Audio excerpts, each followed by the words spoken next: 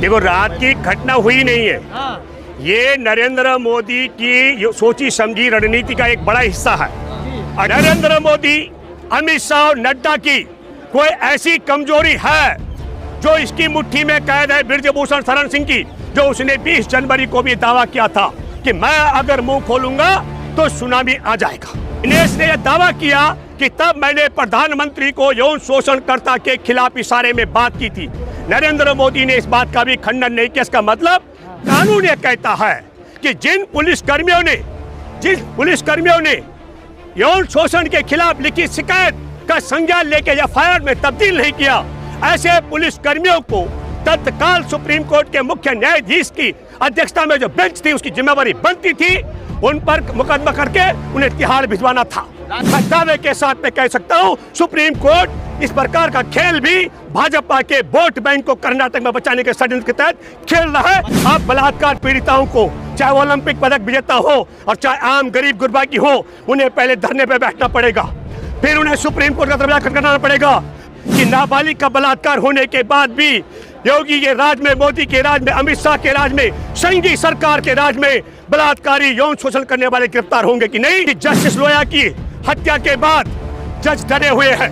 किस प्रकार बेटी का अपहरण करने में नरेंद्र मोदी तब मुख्यमंत्री रहते शामिल थे। महिलाओं के मसले पर, चाहे वह बिल्किस बानो का मसला हो, किरण नेगी का मसला हो, इन लड़कियों का मसला हो, मैं कहता हूं कि आपने देश में काला अध्याय लिख डाला है। ये बात अंतर पे आए हैं समर्थन में पहलवानों के, जिस तरह रात में जो घटना हुई उसको लेकर क्या कहेंगे? देखो, रात की घटना हुई नहीं है। ये नरेंद्र मोदी की सोची समझी रणनीति का एक बड़ा हिस्सा है। 28 तारीख को सुप्रीम कोर्ट में इस पूरे मामले की सुनवाई हुई थी और 28 तारीख को 7 दिन में दिल्ली पुलिस को रिपोर्ट देनी थी। वो रिपोर्ट न देने का एक षड्यंत्र है और ये जो पूरा घटनाक्रम है ये जानबूझ के कराया गया। लेकिन इससे और बड़ी बात आप सब देशवासियों को समझनी चाहिए। हमारे देश में यौन शोषण करने वाला ब्रजभूषण शरण सिंह ये दावा कर रहा है कि ये ओलंपिक विजेता लड़कियां मोदी सरकार के खिलाफ लड़ रही हैं। ये कैसे, इसका मतलब, और नरेंद्र मोदी ने अभी तक ये नहीं कहा कि ये पहलवान लड़कियां मेरे खिलाफ लड़ रही हैं, मेरी सरकार के खिलाफ लड़ रहे हैं। ब्रजभूषण शरण सिंह जो दावा कर रहा है उसका कतई भी खंडन अभी तक ना तो नरेंद्र मोदी ने किया, ना अमित शाह ने किया, ना जेपी नड्डा ने किया। इसका मतलब ये हुआ कि 3-4 महत्वपूर्ण बातें हो सकती हैं। एक, यौन शोषण करने वाले को नरेंद्र मोदी, अमित शाह, नड्डा का खुली छूट रही है। 2, नरेंद्र मोदी, अमित शाह और नड्डा की कोई ऐसी कमजोरी है जो इसकी मुट्ठी में कैद है ब्रजभूषण शरण सिंह की, जो उसने 20 जनवरी को भी दावा किया था कि मैं अगर मुंह खोलूंगा तो सुनामी आ जाएगा।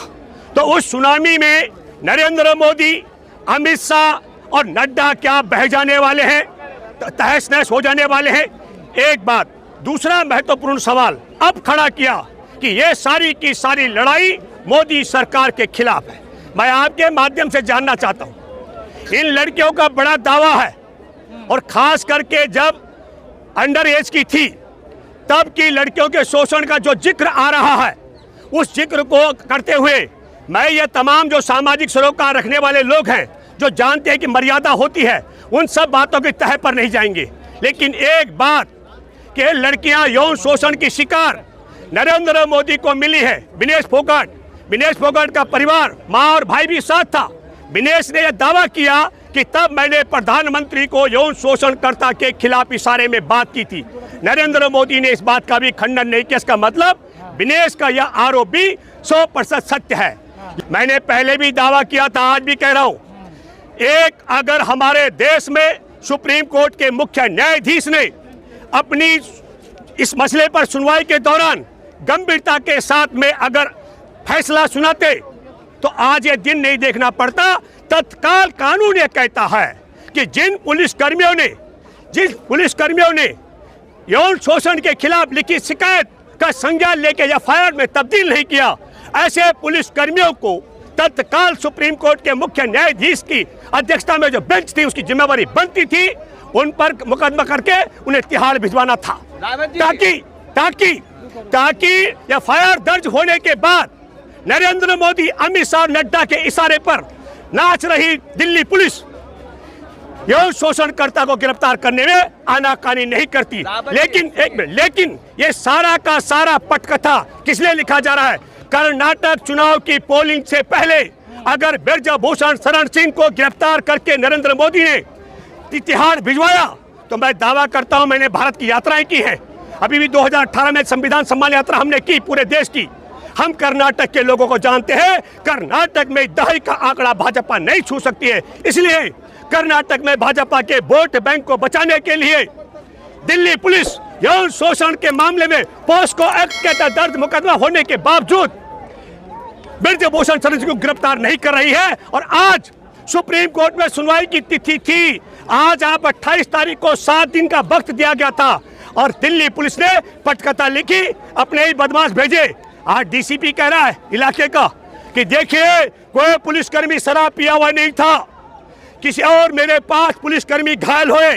ये पूरी पटकथा लिखी गई है और फिर आज सुप्रीम कोर्ट में कहा जाएगा क्योंकि वहां पर हमारे पुलिसकर्मी जो सुरक्षा में थे उन पर हमला हुआ, हमें जांच के लिए वक्त दिया जाए। और ठीक 10 अगस्त को कर्नाटक चुनाव से पहले, वोटिंग से पहले, नरेंद्र मोदी, अमित शाह के इशारे पर दिल्ली पुलिस किसी भी कीमत पर ब्रजभूषण शरण सिंह को गिरफ्तार नहीं करना चाह रहे। इसलिए आपके माध्यम से मैं अपील करता हूं, इस बात को इतना फैलाए ताकि देश की सुप्रीम कोर्ट में बैठे इस मसले पर धृतराष्ट्र की भूमिका निभा रहे मुख्य न्यायाधीश तत्काल हाईकोर्ट को ट्रांसफर कर। नहीं, मैं जानबूझ के किया जा रहा, मैं बता रहा हूं पटकथा का।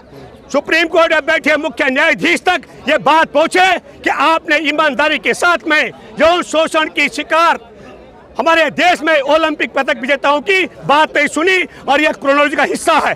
पहले सुप्रीम कोर्ट सुनवाई करता है और सुप्रीम कोर्ट सुनवाई करते करते और फिर इसके बाद में सुप्रीम कोर्ट सुनवाई करने के बाद इसे हाई कोर्ट में ट्रांसफर करता है। मैं दावे के साथ में कह सकता हूं सुप्रीम कोर्ट इस प्रकार का खेल भी भाजपा के वोट बैंक को कर्नाटक में बचाने के षड्यंत्र के तहत खेल रहा है। यह मैं दावे के साथ कह सकता हूं। आरोप कंटेम्प्ट ऑफ कोर्ट हो सकता है। करिए, अच्छा एक मिनट, चलिए ये सवाल है कि मैं सुप्रीम कोर्ट पर आरोप लगा रहा हूं।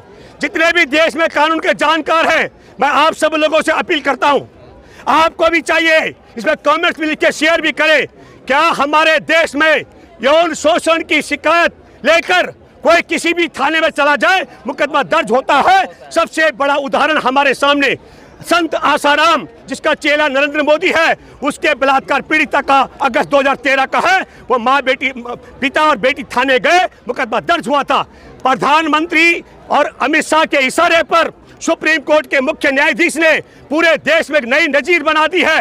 अब बलात्कार पीड़िताओं को, चाहे ओलंपिक पदक विजेता हो और चाहे आम गरीब गुरबा की हो, उन्हें पहले धरने पर बैठना पड़ेगा, फिर उन्हें सुप्रीम कोर्ट का दरवाजा खटखटाना पड़ेगा, फिर कपिल सिब्बल जैसे बड़े वकील को हायर करना पड़ेगा। और तब भी कोई गारंटी नहीं है कि नाबालिग का बलात्कार होने के बाद भी योगी के राज में, मोदी के राज में, अमित शाह के राज में, संघी सरकार के राज में बलात्कारी यौन शोषण करने वाले गिरफ्तार होंगे कि नहीं?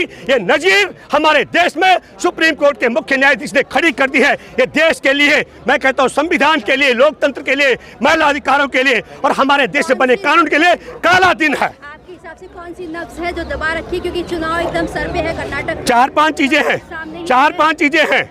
एक बड़ी महत्वपूर्ण बात है कि जस्टिस लोया की हत्या के बाद जज डरे हुए हैं।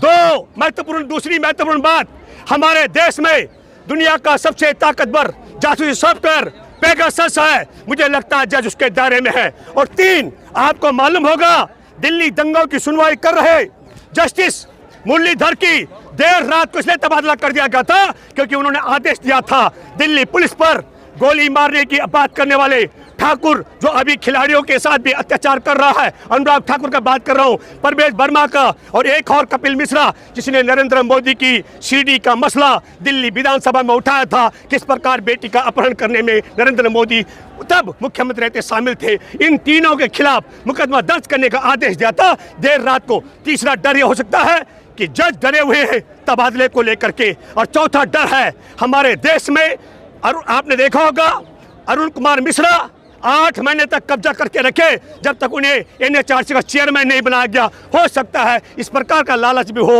और इस प्रकार का लालच भी हो जो 4 जज सड़क में आए थे उनमें से एक जज ने अपने लिए राज्यसभा का रास्ता अख्तियार किया है।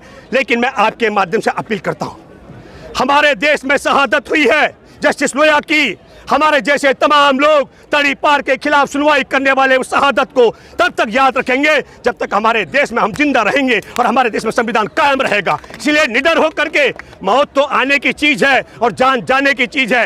मैं जजों से अपील करता हूं कि ये जस्टिस लोया की हत्या के बाद डरने की जरूरत नहीं है। मौत एक दिन जरूर आना है और जान ने जरूर जाना है। सुप्रीम कोर्ट ये कह रहा है कि भाई मामला जो था सिर्फ FIR दर्ज कराने की मांग थी, मैंने FIR दर्ज करवा दिया, अब जांच हाईकोर्ट करेगी। देखिए, मैंने सुप्रीम कोर्ट की सुनवाई से पहले दावा किया था, अब भी कर रहा हूं, कानून ये कहता है कि शिकायत कहीं भी जाएगी 0 FIR दर्ज होती है। सुप्रीम कोर्ट ने ऐसा नहीं किया। सुप्रीम कोर्ट ने ऐसा नहीं किया है कि यौन शोषणकर्ता की गिरफ्तारी के लिए FIR दर्ज न करने वाले पुलिसकर्मियों को दंडित कर दिया होता।